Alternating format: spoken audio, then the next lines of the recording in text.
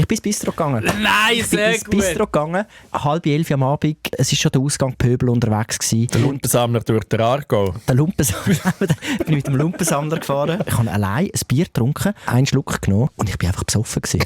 Und bin dann so innerlich gesellig geworden. Ich habe plötzlich so allen möglichen Leuten angefangen WhatsApp zu schreiben, so «Hey, sind ihr noch unterwegs?» Und, so. Es hat mich und habe dann so angefangen rumzuschauen. Oh nein! Weißt du, ob ich ein bisschen connecten könnte? Oh nein! Nachher sehe ich einfach, rundum sind alle am Tee trinken. Was ist aus dem SBB-Bistro geworden?